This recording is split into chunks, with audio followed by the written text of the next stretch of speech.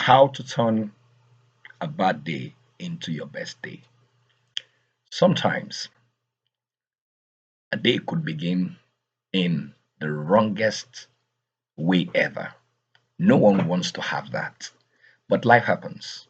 But a bad day or bad times are not necessarily a form of punishment, but rather they are a form of preparation for our breakthrough.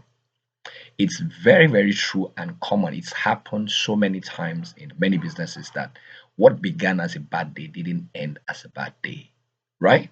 And what could look very messy might become the blessing for that particular day.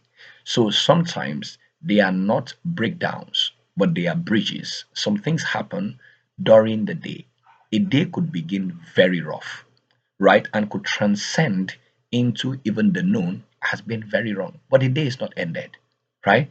So how can you move from having a bad day to becoming what? To having the best day. Do you understand? Now, I'll use a typical practical story for my illustration. I was meditating on the story of Peter at the riverbank. Peter has been at the riverbank with the entirety of his expertise, born by the riverside, an expert fisherman who went to fish on that day but was having a bad day. But the bad day did not end as a bad day, it became the best day ever that he had. How was he able to migrate from having a bad day to experiencing the best day ever? Simple. The first thing was that he was open to possibilities, right? He didn't conclude the day before the day, he was open to possibilities. When Jesus approached him, he didn't leave, he was washing his net, but at the same time, he was open to what was possible. When Jesus said that, okay, let me use your boat, he did not do what? Say, because I'm having a bad day. He was not reactive, right? He wasn't reactive. Number one thing was that he was patient and unreactive, right? He expressed his disappointment, but he was still patient and unreactive. Some people get overwhelmed by what is happening to them that they lose what could come to them, right? So he didn't react, he simply was patient and offered the master his boat. So when you're having a bad day, don't turn it on others. You might be reacting to the people that are meant to take you off that bad day, right?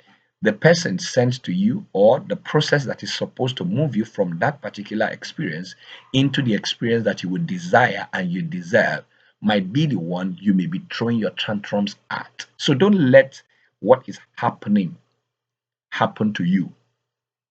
Perfect the moment, even when the moment is not perfect, right? That's the first thing that he did. He was patient and unreactive. Then number two was that he was open and what? Willing to try. He was open and willing to try. So when the master asked him, oh, you have done all that you could, but don't give up. Why don't you do it the same thing? Do what you have done before in a new way, right? Do what you have done before in a new way. You cannot eliminate the powers of mentorship in rising to significant heights. They collapse the learning curve into a wealth curve for you.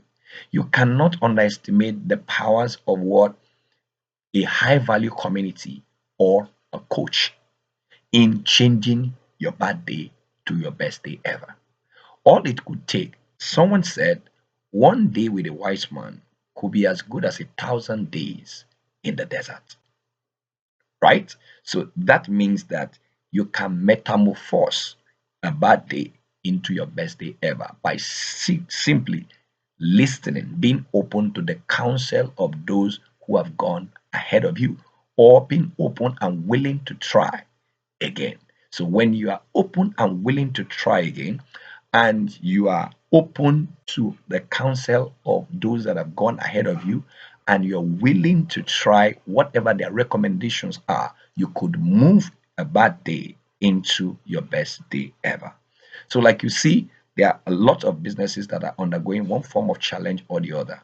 But as soon as they have somebody they can turn to ask question, I'm experiencing this.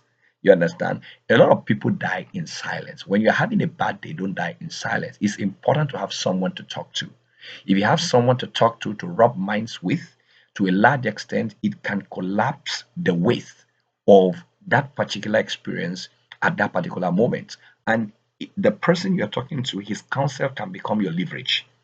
And when that happens, it can turn a bad day, an obvious bad day, into what?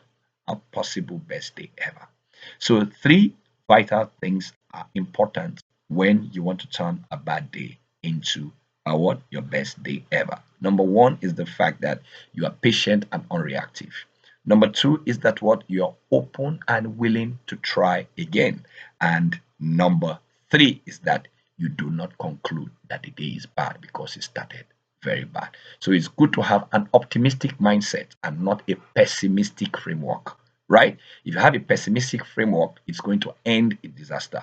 But you have what? An optimistic mindset, you are able to pursue with courage to what? Pull in possibilities. So I don't know what this has been for you. If you're having a bad day, you could try this, and I'm very sure that what you're going to end up with the best day ever. Peter left with a net breaking harvest. He had never experienced that before. So, bad moments are not actually bad. If we can sit down and implement these three strategies, look at them again, we can recreate a bad day and make it our best day ever. I hope this helps someone, and I'll see you in my next video.